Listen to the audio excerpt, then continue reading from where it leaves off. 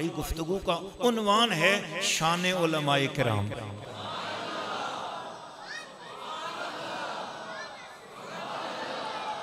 मोहब्बत वालों, प्यार वालों, मैं गुफ्तगू आज बड़े एक ख़ास साइंटिफिक अंदाज में करना चाहता हूँ। लोग कहते हैं कि दुनिया चांद पे पहुँच गई और मौलवी और उलमा, पीर फ़कीर बस नमाज रोज़ा दीन इस्लाम की बातें ही कर रहे हैं, दुनिया चांद पे पहुँच गई। सुनते हैं ना आप, लोग कहते हैं ना।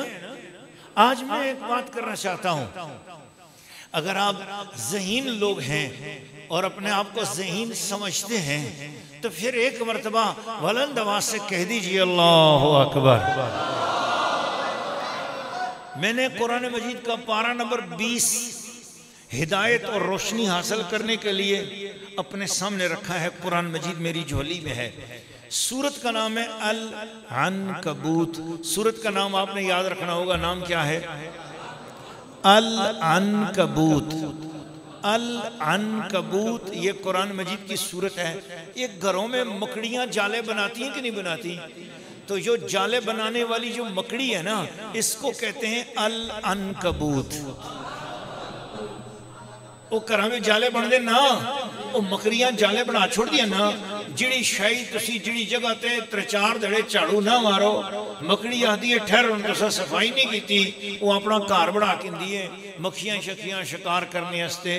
वो जो जाला तुसा नजर आता है ना, उस मकड़ी के जाले ते मकड़ियां अरबी जबान में आखते ने अल अनकबूत। क्या आखते ने? वो मकड़ियां अल अनकबूत आखते हैं। अल्लाह पाक ने इस कुरान मजीद दी इस सूरत 20वें पारे दी सूरह अल अनकबूत विच अल्लाह पाक ने मिसाल बयान की है। वो लोग जिहड़े खुदा और खुदा दे रसूल छोड़ देंदे ने, उन्हां दी मिसाल मकड़ी दे घर दी तरह है। जिस तरह मकड़ी दा घर तोड़ना आसान है, इसी तरह दुनिया दे तमाम मनसूबे बर्बाद करना आसान है उस बंदे दा जिहड़ा अल्लाह और उसके रसूल छोड़ के भावें जितने मर्जी नेक काम करदा होवे, माशरे दा कितना ही नेक इंसान क्यों ना होवे, लेकिन उसकी सारी नेकियां बर्बाद ने अगर वो अल्लाह ते ईमान लिए लियांदा, नबी पाक दी खत्म नबुव्वत दा अगर कायल नहीं तो समझो उसका सारा कुछ बर्बाद है। ओ अल्लाह पाक ने मिसाल फरमाई है, जिहड़ा अल्लाह की तौहीद को मानने वाला है, अल्लाह के साथ शिरक नहीं करता और अल्लाह की तौहीद को मानता है, रसूल पाक की गुलामी करता है, उसका घर बड़ा मजबूत है। लेकिन जो शिरक करने वाला है, बेदबी और गुस्ताखी करने वाला है, उसकी मिसाल मकड़ी के जाले की तरह है। अल्लाह पाक ने मकड़ी के जाले से मिसाल दी है। अब मैं इस मिसाल से अल्लाह ने क्या फरमाया, एक बात कही अल्लाह ने, मिसाल तो दे दी। और आयत नंबर है 42, आखिरी सेकंड लास्ट आयत है। इसके बाद एक और आयत है और फिर उसके बाद सूरत अल-अनकबूत खत्म हो जाती है। पारा नंबर 20 है और उसके फौरन बाद 21वां पारा शुरू हो जाता है। लिहाजा गोया 20वें पारे की आखिरी 2 आयत हैं। तो बिल्कुल सेकंड लास्ट आयत नंबर 43, आयत नंबर 43 अल्लाह फरमा रहा है वतिल कल अमसालो नदरिबुहा लिन्नास। ये मिसालें जैसे मकड़ी की मिसाल, मच्छर की मिसाल, जी ककड़ी की मिसाल, किसी चीज की मिसाल अल्लाह कुरान मजीद में दे रहा है। अल्लाह फरमाता है जितनी मिसालें मैंने कुरान मजीद में दी हैं, ये लोगों की हिदायत के लिए दी हैं।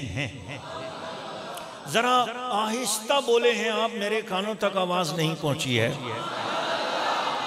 थोड़ा सा और ज़ौक़ का इजहार करेंगे कि कल कला को ये वीडियो जो दुनिया भर वाले सुनेंगे और ये मेरा प्यारा इस्लाम वाले सुनेंगे, मेरा जो दिल का टुकड़ा जनाब जी अयाज खटक सबको पहुँचाएगा और मेरे प्यारे यासर अली गोलड़वी जी ये पहुँचाएंगे आप तक। हमारे मुफ्ती आरिफ शाह ओवैसी के फेसबुक पेज पर और यूट्यूब पर आप सब सुनेंगे तो क्या लोग सोचेंगे कि हाज़रीन महफिल कितने ज़ौक़ से बैठे हुए थे और जिंदा दिल थे कि सुबहान अल्लाह कहते हुए उनकी आवाज़ यहाँ से निकलकर मदीने शरीफ पहुँचती थी। अब तो इन्होंने कैमरा भी आपकी तरफ कर दिया है, दोनों हाथ बुलंद करके 3 बार बोलो जरा सुबहान अल्लाह, सुबहान अल्लाह। सुभान अल्लाह, माशाअल्लाह। ये समुद्रों की तरह, लहरों की तरह आपने आवाज लगाई, ऐसे लगा जहां यहां से लेके मदीने शरीफ तक, वहां से लेके यहां तक नूर ही नूर हमारे सीनों में उतर आया है। ये मिसालें हम लोगों के हिदायत के लिए बयान करते हैं। वमा याक़िलुहा, इन मिसालों को नहीं समझ सकते, नहीं समझते हैं इल्लल आलिमून, मगर सिर्फ उलमाए किराम।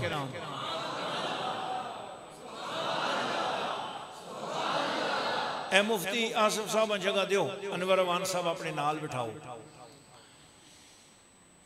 वमा याक़िलुहा इल्लल आलिमून, जो कुरान में हमने मिसालें बयान की हैं इनको नहीं समझते हैं मगर सिर्फ इल्म वाले लोग।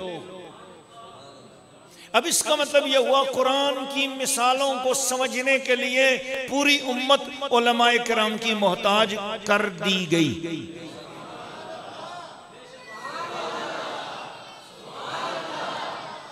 इतना उलमाए किराम की जरूरत होगी यहां पर तो है ही। सुनो, मैं सही हदीस आपके सामने रख रहा हूं। रसूलुल्लाह ने इरशाद फरमाया, जिस तरह तुम तहताजून, जिस तरह तुम यहाँ पर मोहताज हो उलमाए किराम से दीन के मसाइल सुनने और सुनाने में, सुनो जन्नत में भी तुम कुल्ला यौमिन हुवा फी शान, अल्लाह ताला की शान हर रोज एक नए अंदाज में होगी और अल्लाह की बारगाह में जाने के हर रोज एक नए आदाब होंगे। अल्लाह जन्नत के अंदर अपनी बारगाह के रोजाना के आदाब सिर्फ उलमाए किराम को बताएगा और जन्नती उलमा के मोहताज होंगे और जन्नत में भी रोजाना उलमाए किराम की खिदमत में हाजिरी देकर रब की बारगाह के आदाब मालूम किया करेंगे।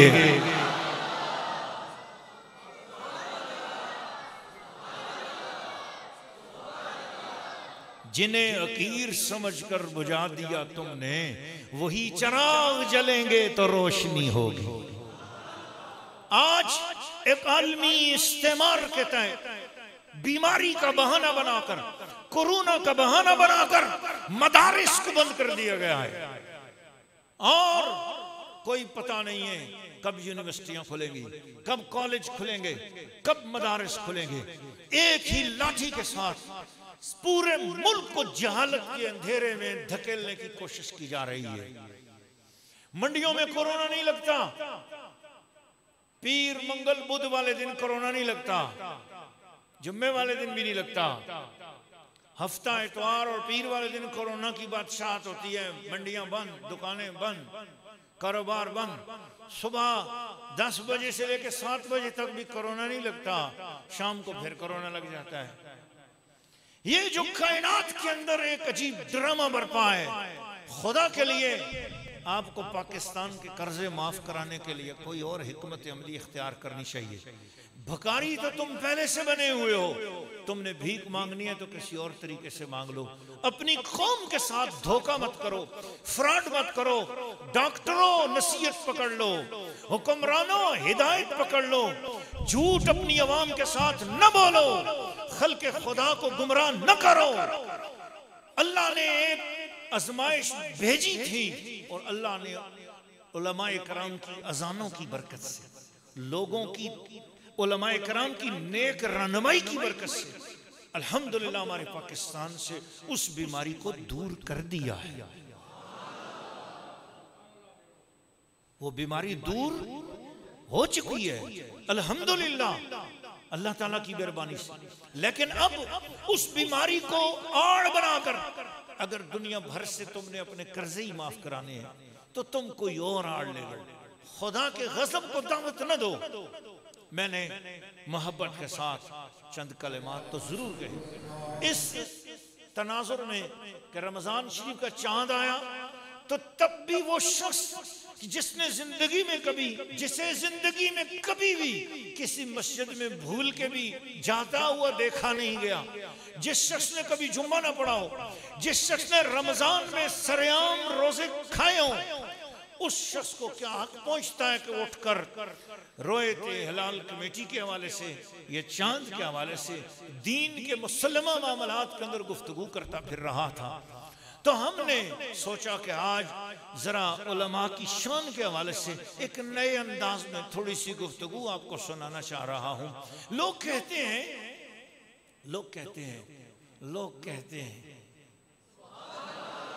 लोगों ने कहा और लोग कहते हैं, लोग कह रहे हैं और लोग कहते हैं कि दुनिया चांद पे पहुंच गई।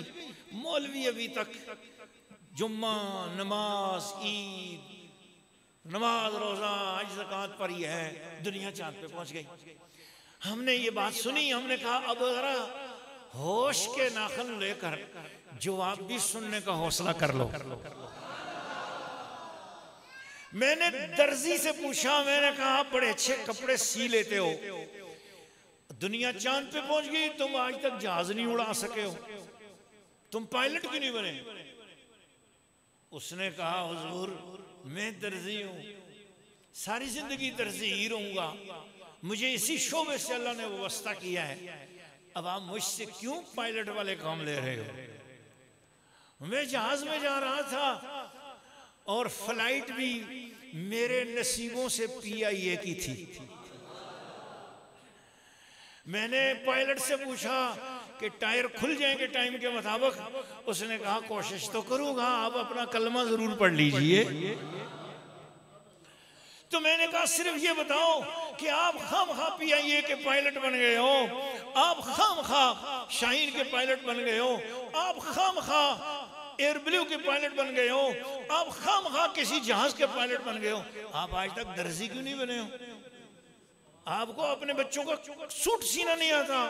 उसने कहा कि जनाब जिंदगी भर पायलट रहूंगा मगर किसी वक्त मैं अपने बच्चे का जांघिया भी नहीं सी सकता, मैं बनियान भी नहीं सी सकता, इसलिए कि पायलट होना मेरी महारत है और दूसरे शोबा ना हो सकना मेरी नालायकी नहीं है, बल्कि मैं अपने शोबे में कामिल हूं, मुझे इस पर अल्लाह का शुक्र है।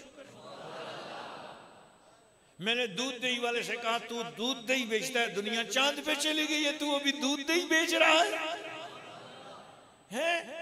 तू सब्जी क्यों नहीं बेचता? तू यहाँ पर पापड़ क्यों नहीं लगाता? तू पकोड़े क्यों नहीं निकालता?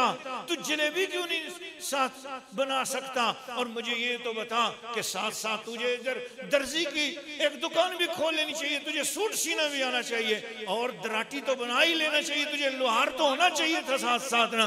और कहने लगा पीरो माफ करे हो माँ, और खुदा जे बंदे मेरा दूध दही बेच जुले उस पढ़ने तो के थक जुलना और किसी कमे दी होश ही नहीं होती। सुभान। थोड़ा सा मैं एक नए अंदाज से आपके ज़हन में बात डालना चाहता हूं कि दूध दही वाले से आप दर्जी होने का तकाजा नहीं कर सकते।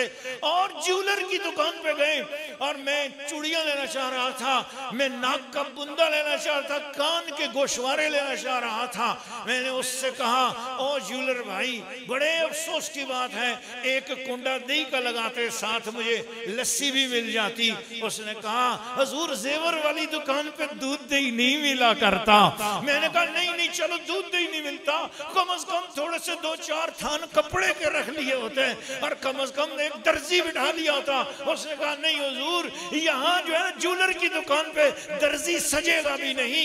इसी तरह जिस तरह दुनिया में हर फन के शोबे के लोग अलग अलग हैं और उस फन के शोबे से कभी ये ताना मार के बात नहीं की जा सकती कि दुनिया चांद पे चली गई है, तू अभी ज्वेलर का ज्वेलर है, दुनिया चांद पे चली गई है, तू अभी दर्जी का दर्जी है, दुनिया चांद पे चली गई है, तू लोहार का लोहार है। बिल्कुल इसी तरह उलमा से भी ये नहीं कहा जा सकता कि दुनिया चांद पे चली गई है, तुम अभी तक नमाज ही पढ़ा रहे हो। बाबा जिसका जो काम है वही काम करेगा। उलमा का काम है भटके हुए बंदों को पकड़कर मौला का रास्ता दिखा देना।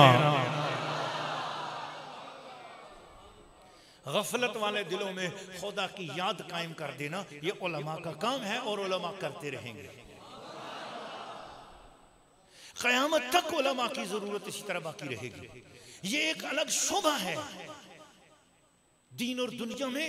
याद रख लीजिए उलमा इकराम, बेशक दुनिया के बहुत सारे उलमा ऐसे गुजरे हैं जिन्होंने दुनिया के हर शोबे में काम किया उलमा के अंदर आप क्या समझते हो अल हैसम कौन था, आप क्या समझते हो अल बैरूनी कौन था, आप क्या समझते हो कि जिसने मुहद्दबत सा तैयार किया वो कौन था, जिसने कंपास तैयार किया कौन था? मस्जिद में नमाज पढ़ाने वाला मौलवी ही था। वो मदरसे की चटाई पे पड़ा हुआ आलम दीन था जिसने दुनिया का बेहतरीन साइंटिस्ट अता किए हैं। आप अल अज़हर यूनिवर्सिटी के उलमा का इनकार नहीं कर सकते हो, आप बगदाद की निजामिया यूनिवर्सिटी का इनकार नहीं कर सकते हो। दुनिया भर में बेशुमार उलमाए कराम हैं जिन्होंने दीन का काम करते करते दुनिया की भी रहनुमाई की है, सियासत की भी रहनुमाई की है, मईशत की भी रहनुमाई की है, माशत की भी रहनुमाई फरमाई है। ये अलग बात है कि वो अपने शोबे के अंदर रहते हुए बहुत सारे दीगर काम भी करते रहे हैं, और ये उलमा ही का एजाज है। डेंटल डॉक्टर के पास जाकर आप गिला करो, अफसोस है सारी दुनिया चांद पे पहुंच गई, आप अभी तक हार्ट का ऑपरेशन नहीं कर सके, आप अभी तक दर्जी नहीं बन सके, आप खाली लोगों के मुंह के दांत ही ठीक करते रहते हो। अभी तक आपने कभी भी आपने जिंदगी में कभी भी आपने सवाल किया हार्ट स्पेशलिस्ट से, कभी चाइल्ड स्पेशलिस्ट से सवाल किया कि हुजूर क्लिनिक में कपड़े की दुकान भी तो हो जानी चाहिए? जब आप किसी शोबे वाले बंदे से, उसके शोबे से हटकर सवाल करोगे, वो उसको अपनी हद तक इज्जत समझेगा कि नहीं? बोलो ना जी। और दर्जियां तुसी जाके सिर्फ गला हो कि जनाब तुसी इथे मेहरबानी करो कल नाल दूध दही की दुकान पा सटो, कल मेहरबानी फरमाए दर्जी साहब आप यहाँ पर ज्वेलर की दुकान भी डाल लें। वो एक बात लाजमी कहेगा कि आपने मेरे शोबे में टांग अड़ाने की कोशिश की है, आइंदा मैं आपका सूट नहीं सीऊंगा, मुझे मेरा काम करने दो, मेरे काम में टांग मत अड़ाओ, मैं अपने शोबे में ठीक हूं। हम भी दरखास्त गुजार हैं वजारत साइंस और टेक्नोलॉजी के ड्राइवरों से, थोड़ा सा मेरे साथ हौसला अफजाई कर लिया करो। वजारत साइंस और टेक्नोलॉजी के ड्राइवरों से मैंने कहा है, एक बार बुलंद आवाज से फिर बोलो जरा सुभान अल्लाह, ताकि ड्राइवरों तक आपकी आवाज पहुंचे। मैंने वजारत साइंस और टेक्नोलॉजी के ड्राइवर लफ्ज जानबूझकर बोला है ताकि उनको एहसास हो कि किसी दूसरे शोबे में मुंह मारने से इंसान की कितनी बड़ी हतक हुआ करती है। अच्छा जी, एक और रंग में बात करने वाला हूं, फिर गुफ्तगू को खत्म करता हूं। आज आपको जिसको सुकून मिल रहा है वो जरा बोले सुभान अल्लाह। अच्छा जी, मैं पाकिस्तान की गवर्नमेंट शरीफ को भी ये कहता हूँ, अच्छा मैंने इनको गवर्नमेंट शरीफ कह दिया है, कहीं ये भी अपनी हद तक ना समझें, क्योंकि शरीफ लोगों की तो गवर्नमेंट जा चुकी है। इसलिए मेरा तो काम है कि मैंने आज दीन की खातिर ये अल्फाज बोले। कभी भी जिंदगी भर अल्हम्दुलिल्लाह यहाँ हमने इस तरह का बयान नहीं किया, मगर हमने आज मजबूर होकर ये गुफ्तगू के चंद कलिमात जरूर रिकॉर्ड कराने हैं ताकि क़यामत के दिन कमली वाले आका की शफाअत मुझे और आपको नसीब हो सके। साकितो अनिल हक के अखरसु शैतान, जो हक बात देख रहा हो और उसके बावजूद हक बोल न रहा हो, रसूलुल्लाह ने फरमाया वो गूंगा शैतान है। इसलिए हमारा फर्ज बनता है जब हर सू उलमाए किराम के ऊपर फब्तियां कसी जा रही हैं तो हमारा हक बनता है कि हम गुफ्तगू करें, कि हम पूछें ये बताओ दुनिया भर में चिड़ियों को तालीम देने के लिए कोई कॉलेज है? शेर को सिखाने के लिए शेरियत के कैसे शिकार करना है कोई यूनिवर्सिटी बनी हुई है? गीदड़ों को शिकार करने के लिए कुछ बताने के लिए कोई इदारा, कोई ट्यूशन सेंटर मौजूद है? और कौवे को उड़ने का तरीका बताने के लिए, कबूतर को गुट्टर गू कराने के लिए, बकरी के बच्चे ने दूध कैसे दूना है, अपनी अम्मी का दूध कैसे पीना है बकरी का, कोई ट्यूशन सेंटर है जो बकरियों को में सिखाए, जो शेरों को दहाड़ना सिखाए, जो हाथी को चमगाड़ना सिखाए? दुनिया में कोई भी जानवरों के लिए कॉलेज है, यूनिवर्सिटी है? दुनिया में जितने हवालात हैं, दुनिया में जितने नबातात हैं, दुनिया में जितने जमादात हैं, उनको उनकी कौम का मामला बताने के लिए कोई यूनिवर्सिटी नहीं, कोई कॉलेज नहीं, कोई स्कूल नहीं, कोई ट्यूशन सेंटर नहीं। क्यों? क्या वजह है? जानवरों का कोई कॉलेज क्यों नहीं? परिंदों का कोई कॉलेज और स्कूल क्यों नहीं? क्या वजह है? वमा याक़िलुहा इल्लल आलिमून। कुरान बोल रहा है इन मिसालों से उसी को समझ आएगी जिसका ताल्लुक उलमा से जुड़ा हुआ होगा। सूरह अल-अनकबूत 12 नंबर 20 है, आयत नंबर 43 है। मैं आज आपके ज़हनों और दिलों दिमागों पे दस्तक देना चाह रहा हूँ। अल्लाह और रसूल की रजा के लिए मेरी गुफ्तगू को सुनिए, इसे किसी फिरके से जोड़ कर ना सुनिएगा। बस ये देखिएगा कि रसूलुल्लाह का कलमा पढ़ने वाला एक मुसलमान उम्मती अपने दिल का दर्द आपके सामने रख रहा है। क्यों नहीं है दुनिया भर के अंदर जानवरों के लिए कॉलेज? इसलिए कि जानवरों को गुमराह करने वाला कोई नहीं है। कभी किसी ने सुना कि शेर के बच्चे को सिखाने के लिए बकरी आ गई हो? कभी सुना कि बकरी के बच्चे को तालीम और तरबियत देने के लिए कोई कुत्ता आ गया हो? कभी सुना कुत्ते के बच्चे को समझाने के लिए भेड़िया अपने घर ले गया उसे? नहीं, उनकी आपस में दुश्मनी नहीं है। हर एक अपने अपने मदार में है और हर एक अपने अपने सिस्टम में है। कोई दूसरे सिस्टम के अंदर दखल अंदाजी नहीं करता। उनका कोई दुश्मन नहीं है, इसलिए उनको कॉलेज और यूनिवर्सिटी और मदरसे की जरूरत नहीं है। और अल्लाह ने फरमाया इन्न शैतान लिल इंसाने अदुव्वुम मुबीन। इंसान का सबसे बड़ा दुश्मन शैतान है। इसलिए शैतान इंसान को अल्लाह से दूर करने के लिए पूरी कोशिश करता है।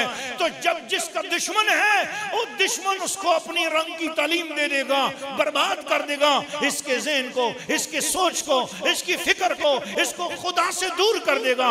इसलिए जरूरत थी कि इंसानों के अंदर मदरसे होने चाहिए, एक ऐसी जगह होनी चाहिए जो बंदे को, भटके हुए बंदे को जिसे शैतान ने गुमराह कर दिया हो, उसे फिर मोड़कर रब की तरफ लाने के लिए कोई यूनिवर्सिटी भी होनी चाहिए और कोई मदरसा भी होना चाहिए, कोई आस्थाना भी होना चाहिए, कोई दरबार भी होना चाहिए, जहां आके बंदा पहुंचे बिछड़ा हुआ रब उसे याद आ जाए।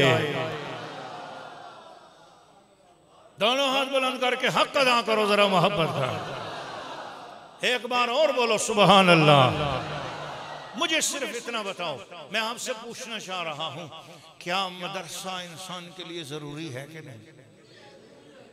मुसलमान के लिए दीनी मदारस का होना जरूरी है कि नहीं है? कितना जरूरी है कि हमें हर वक्त हमारे साथ शैतान कितना दुश्मन है हमारा। क्या वो सिर्फ हफ्ते में 8 दिन के बाद हमारे साथ दुश्मनी करेगा? नहीं, अश-शैतानु यजरी बिद्दम।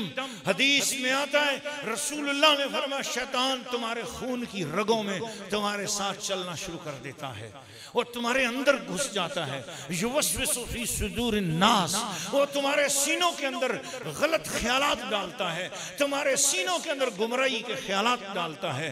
मिनल जिन्नति वन नास। और सिर्फ शैतान ही नहीं है बल्कि शैतान ने खुद अपने एजेंट इंसानों के अंदर भी रखे हुए हैं। ज़ियाबुन फी सियाबिन, वो भेड़िए हैं लेकिन इंसानों की रूप में हैं। वो उन्होंने मदरसे भी बना रखे होंगे, उन्होंने फिरके भी बना रखे होंगे, उनके लोग भी होंगे। वो तुम्हें खुदा से भी दूर करेंगे, खुदा के रसूल से भी दूर करेंगे, वलियों से भी दूर करेंगे, निस्बत से भी दूर करेंगे। जब इस तरह शैतान ने अपने गुमाश्ते इंसानों में बना रखे हैं, कुरान की आखिरी आयत ये है मिनल जिन्नति वन नास। लोगों शैतान इंसानों के अंदर भी हैं, लोगों शैतान जिन्नों में भी हैं। जिन्नों से बचने वाले शैतान के जरिए तो मैंने मुस्तफा करीम सल्लल्लाहु अलैहि वसल्लम को इंसानों को शैतान से बचाने के लिए मैंने अंबिया दे दिए, औलिया दे दिए, मगर इंसानों में जो शैतान छुपे हुए हैं उनसे बचने के लिए मैंने उलमा अता फरमा दिए हैं। ये मदारिस, ये उलमा का वजूद ये इसलिए है कि इसकी बरकत से इंसान को इंसानी रूप में पड़े हुए शैतानों से खबर हो जाती है। कौन मेरे मुस्तफ़ा का बेअदब और गुस्ताख है, ये पहचान करानी पड़ती है। लोग वो भी कहते हैं हम नबी को मानते हैं, लेकिन कहते हैं लेकिन हुजूर के बाद भी कोई खातमुन नबिय्यीन आ सकता है। हमने कहा ये बता, तू जिस बाप से पैदा हुआ है, तेरा उस बाप के अलावा कोई और बाप हो सकता है?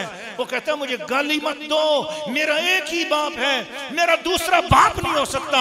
मैंने कहा अगर दूसरा बाप होना तेरे लिए गाली हो सकती है, क़यामत तक के लिए हमारे लिए भी कोई दूसरा नबी होने का दावा करे तो हम मुसलमान भी उसे अपने लिए गाली तस्वर करते हैं।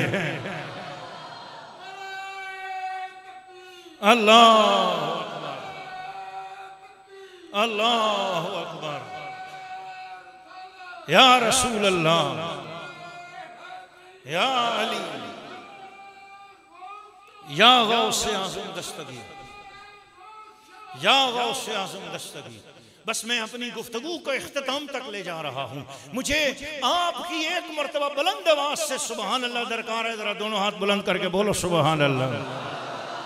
मोहब्बत वालों, प्यार वालों, इसी जमीन के ऊपर, इसी इंसानी माशरे के अंदर, इसी इस्लामी माशरे के अंदर कलमा पढ़ने वाले कुछ बदनसीब ऐसे भी पैदा हुए जिन्होंने ये कहा कि शैतान के इल्म पर तो सबूत मिलता है, शैतान का वुसअत इल्म उसका सबूत तो मिलता है, पर मोहम्मद मुस्तफ़ा के इल्म का सबूत नहीं मिल रहा। अस्तगफिरुल्लाह, कलमा नबी का पढ़ें और गुन शैतान के गाएं और फिर कहें कि हमारा मदरसा है, हमें सलूट भी करो, हमें सलाम भी करो। अब मुझे बताओ, ऐसी फिक्र को रद्द करने के लिए उलमा का होना जरूरी है कि नहीं है? जो शैतान की तरफ ले जा रहे हैं वो कहें नबी को दीवार के पीछे का पता नहीं, और अपने बारे में ये कहें कि हम तो बहुत बड़े आलिम हैं। अरे बाबा, लगता है मिनल जिन्नति वन्नास। अल्लाह ने कहा इंसानों में भी कुछ शैतान होंगे, तो उन शैतानों की पहचान कराने के लिए उलमाए हक को अल्लाह ने पैदा किया। ये फिरके फिरके रहेंगे, ये लड़ाइयाँ रहेंगी, हक को बातिल के दरमियान जंग उसी दिन शुरू हो गई थी जिस दिन सब ने सजदा किया था और एक अकड़ कर खड़ा हो गया था। उसने कहा मैं सजदा नहीं करता। फिरके का आगाज तो उसी दिन हो चुका था।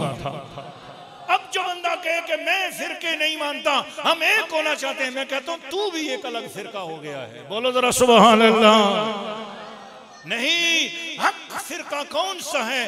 और रसूलुल्लाह से पूछते हैं, या रसूलुल्लाह आप बता दें कि हर फिरका ये कहता है कि मैं हक पर हूं, आका हक पर कौन है? रसूलुल्लाह ने फरमाया, मा अना अलैहि व असहाबी, जिस फिक्र पर मैं खुद हूं और मेरे सहाबा के पीछे जो चलने वाला है, मेरी अहले बैत के पीछे जो चलने वाला है, समझ लो वही हक पर है। अल्लाह अकबर, या रसूल अल्लाह, या अली। एक मकाम पर तो रसूलुल्लाह सल्लल्लाहु अलैहि वसल्लम ने इरशाद फरमा दिया, हुआ अहलुस सुन्नत व जमात, ये नाम भी हुजूर ने अता फरमा दिया। बुलंद आवाज से दोनों हाथ बुलंद करके बोलो सुभान अल्लाह। आपको मैं बता दूं, आखिरी बात कर दूं ताकि लोगों के दिमागों से वसवसा भी ना जो आए वो भी खत्म हो जाए और वो वसवसा खत्म हो जाए। अच्छा जी ये बताओ, पूरे इस्लाम का एक जुमले में खुलासा बयान कर दो ताकि हम उसकी रोशनी में देख सकें कौन क्या है, हक और बातिल को हम खुद पहचान सकें। लो मैं बता रहा हूँ, हजरत बहाउद्दीन नक्शबंद सिलसिला नक्शबंदिया के सालार सैयद आले रसूल भी थे और आलम दीन भी थे और मुहद्दिस भी थे और मुफस्सिर कुरान भी थे। उनसे किसी ने पूछा, हुजूर पूरा दीन इस्लाम एक जुमले में बयान करो। आपने फरमाया, अद्दीनो कुल्लुहु अदबुन, दीन अदब और एहतराम का नाम है। जाओ जे देखो जिस जिसके अंदर अल्लाह का अदब है, रसूल का अदब है, सहाबा का अदब है, अहले बैत का अदब है, वलियों का अदब है, समझ लो वही हक पर है। और जब इस छलनी को लगा कर देखोगे तो तुम्हारे सामने जो नाम आएगा उसका नाम होगा इमाम मोहम्मद रजा खान फाजिल बरेलवी रहमतुल्लाह तआला अलैह के तरीके पर चलने वाले तमाम दुनिया के मुसलमान। चूँकि शवाल शरीफ का महीने और हजरत का उर्स मुबारक भी है, मैंने इसलिए उनका नाम अक़दस लिया है। कि वो हस्ती है जिसने बैक वक्त हर महाज पर उस मुसलमानों की रहनुमाई की है, साइंस के महाज पर, माशरतियात के महाज पर, मईशत के महाज पर, मजहब के महाज पर, कुरान के महाज पर, दीन पर अमल करने के महाज पर, हुजूर की अदब के महाज पर, ताज़ीम के महाज पर, जो जो मामला आता गया इमाम मोहम्मद रजा हर मामले पर मुसलमानों की रहनुमाई मुस्तफा की सुन्नत के मुताबिक करते चले गए। इसलिए मैं आप तमाम मुसलमानों से ये कहूंगा और दुनिया भर के लोगों से कहूंगा कि आप लोग ये तस्वर करो कि हमारा ताल्लुक उलमा के साथ है और इख्तिलाफात हैं, पहले दिन से हैं, इख्तिलाफात रहेंगे, इख्तिलाफात हैं, इख्तिलाफात रहेंगे, इसकी परवाह कुछ ना करो। इसलिए कि मैं आपको बताता हूं, मसलन एक बात करने वाला हूं, आखिरी बात। लोग कहते हैं जी इख्तिलाफात ना होना, मैंने कहा पैनाडाल वालों से पूछो क्या आप किस काम के लिए, किस मर्ज की दुआ हो? पैनाडाल वाले बोलते हैं हम सर दर्द का इलाज करते हैं। मैंने कहा डिस्प्रिन जी सर दर्द के लिए, मैंने कहा पैरापायरीन जी सर दर्द के लिए, मैंने कहा ये सारी गोलियां आप उसमें इख्तिलाफ रखती है ना, ये भी सर दर्द के लिए, वो भी सर दर्द के लिए, ये भी सर दर्द के लिए, इनका आपस में इख्तिलाफ है, इसका नाम पैनाडाल क्यों है? अगर सर दर्द के लिए तो एक ही नाम क्यों नहीं है? डिस्प्रिन क्यों है? मैं बिल्कुल अकली मिसालें अवाम की खातिर दे रहा हूं, बड़ी मिसालें दे सकता हूं लेकिन बिल्कुल अवाम के ज़हन में उतरने वाली बात कर रहा हूं। क्यों जनाब? ये शुगर की गोलियां हैं और शुगर की गोली अलग, ये सीटामेट है, ये विटामेट है, ये फलानी मेट है। अरे बाबा शुगर की इतने नाम, 1000 गोलियां। मैं मेडिकल स्टोर वाले से पूछा, मैंने कहा सिर्फ शुगर के लिए गोलियां कितनी हैं? उसने कहा 50 वाली, 50 500 वाली, या 50,000 वाली, या 100,000 वाली, या 800,000 वाली। मैंने कहा ये गोलियों में इख्तिलाफ क्यों है? उसने कहा नहीं जी इख्तिलाफ नहीं है, दरअसल अपना अपना मरीज है और अपने अपने मर्ज के मुताबिक उसका इलाज है। हम भी बोलते हैं नक्शबंदी, कादरी, चिश्ती, सोहरवर्दी, कोई इख्तिलाफ नहीं है, अपना अपना रूहानी मर्ज है और उसके हवाले से रूहानी अनवारात और दर्जात और इलाजात है। अब आपको समझ आ रही है ना ये बातें हैं दोस्तों। इसलिए आज का उन्वान मैंने कहा अज़मत उलमाए कराम, शान उलमाए कराम। उलमाए कराम का काम होता है, उलमाए कराम ने मुख्तलिफ महाजों पर लड़ना होता है, इसलिए उनके फतवे भी आपस में मुख्तलिफ हो सकते हैं, उनके मामलात भी मुख्तलिफ हो सकते हैं कि उनका दुश्मन बहुत बड़ा है। दुश्मन जिसका जितना बड़ा होगा उसको बहुत सारा इख्तिलाफात का सामना भी करना पड़ेगा, इसलिए उसे बहुत सारे असले से काम लेना पड़ेगा। अगर दुश्मन के पास छुरी भी हो तो आपको छुरी लेनी पड़ेगी, दुश्मन के पास पिस्तौल हो आपको पिस्टल लेना पड़ेगा, दुश्मन के पास बम हो आपको बम लेना पड़ेगा, दुश्मन के पास टैंक हो तो आपको टैंक लेना पड़ेगा। दुश्मन की जितनी ज्यादा ताकत है जवाब में आपको उतनी ज्यादा मुख्तलिफ किस्म की ताकत बनानी पड़ेगी। अब दुश्मन जो शैतान है और इंसानों के रूप में छुपा हुआ है, उसने मस्जिदें भी बनाई हुई हैं, उसने पगड़ियां भी रखी हुई हैं, दाढ़ियां भी रखी हुई हैं। दुश्मन हमारी वजारत सनत और टेक्नोलॉजी के अंदर भी बैठा हुआ है। दुश्मन हमारा लिबरल तबका भी है, दुश्मन यहूदी भी है, दुश्मन ईसाई भी है, दुश्मन हिंदू भी है, दुश्मन सिख भी है, मुख्तलिफ किस्म के दुश्मन है। इस तरह हमें अपने उलमा के अंदर भी मुख्तलिफ किस्म के उलमा तैयार करने पड़ते हैं। कोई मिंबर और मेहराब की जीनत होता है, कोई सजदे और मुसल्ले की जीनत होता है, और किसी ने उम्मत को सियासत के मैदान में रहनुमाई देनी होती है, किसी ने डॉक्ट्राइन करनी होती है, किसी ने PhD करनी होती है। अपने अपने मैदान पर उलमा को काम करना है, इसलिए मदारिस खुलने भी चाहिए, मदारिस चलने भी चाहिए, मदारिस होने भी चाहिए। उलमा का वजूद उम्मत के लिए रहमत है, बोलो जरा सुभान अल्लाह।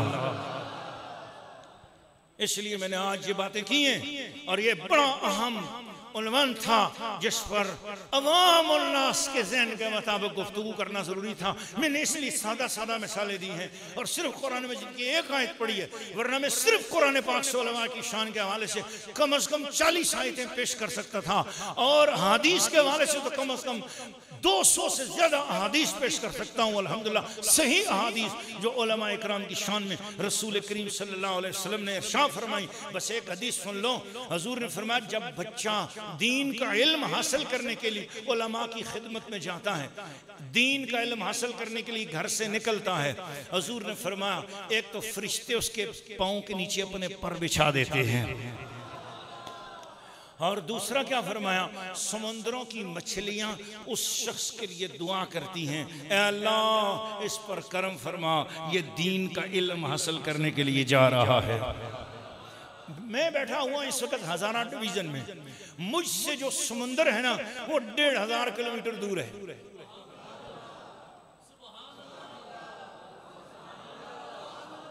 अल्लाह करे आपके अंदर जो है ना सुभान अल्लाह कहने का जोर पैदा हो जाए। समुंदर कितना दूर है? 1500 किलोमीटर दूर है। यहाँ कराची है, कराची का समुंदर है वो मुझसे 1500 किलोमीटर दूर है। मैं यहाँ इस वक्त हजारा डिवीजन में बैठा हूँ, लिया शरीफ है, ये जामे मस्जिद कादरिया गौसिया है, ये हजारा डिवीजन है, ये लिया शरीफ छोटा सा कस्बा है। हमारे मदरसे में दाखिल होने के लिए बच्चा घर से निकला दीन का इल्म हासिल करने के लिए, और कराची में समुंदर है, वहाँ मछलियों ने बच्चे के लिए दुआ करना शुरू कर दी। अब हदीस सही है, देवबंदी भी इसे बयान करते हैं, वहाबी भी इसे बयान करते हैं, मैंने शियों की किताब में भी हदीस पढ़ी है। इसका मतलब है सारे फिरके इस हदीस को मानते हैं। तो हदीस कहती है कि बच्चा घर से निकला दीन का इल्म हासिल करने के लिए, यस्सर अल कुरान पढ़ने के लिए, डॉक्टर साहब ने अपने बच्चे, डॉक्टर यासिर साहब ने भेजा अपने बच्चे को मदरसे में पढ़ने के लिए, हाँ जी जाकिर रहमान साहब ने अपने बच्चे को भेजा पढ़ने के लिए, और नजीर भाई ने भेजा अपने पोतरे को पढ़ने के लिए। हाँ जी बच्चा घर से निकला, मछलियां वहां दुआ करने लग गई। नहीं, मैं आपको बताना चाहता हूं कि यहां पर पता हुजूर क्या बताना चाह रहे थे। हुजूर इस हदीस में से इशारा क्या देना चाह रहे हैं? हुजूर एक तो ये भी बताते हैं कि याद रख लेना, तुम समझते हो मछलियां समुद्र में तैर रही हैं और उनको सिर्फ समुद्र ही की खबर है, और तुम समझते हो दुनिया चांद पे पहुंच गई और मछलियों को सिर्फ तैर नहीं आता है। ना ना, मछलियां वहां पर रहकर कुछ और काम भी करती हैं, और वो जो काम करती हैं दुनिया की साइंस की टेक्नोलॉजी के किसी कैमरे में नहीं आ सकता। जो 1400 साल पहले गैबदान रसूल हाजिर और नाज़िर पैगंबर बता गए, फरमाया मछलियां तैरते तैरते दीन के तालिब इल्मों के लिए दुआ भी किया करती है। मैंने कहा या रसूल अल्लाह, मछली हमसे 1500 किलोमीटर दूर है, मछली को पता चल गया कि नजीर बाजी का पोतरा मस्जिद के लिए निकला है, मछली को पता चला डॉक्टर यासिर वैसी का बच्चा मदरसे के लिए निकला है, मछली को पता चला कि डॉक्टर अब्दुल रहमान वैसी का बच्चा मदरसे के लिए निकलने जा रहा है, मछली को पता चला पटियां वाले महबूब साहब के मदरसे में बच्चा मदरसे के लिए जा रहा है। मछली को पता चल गया तो इशारा क्या है? फरमाया अगर मछलियां तालिब इल्म के घर से निकलते ही दुआ के लब अल्लाह की बारगाह में वो फैला देती हैं, दुआएं करने लग जाती हैं। सोचो जिस उम्मत की मछलियां इतनी बाखबर हैं, उस उम्मत के नबी के इल्म का आलम क्या होगा? वमा अलैना इल्लल बलागुल मुबीन।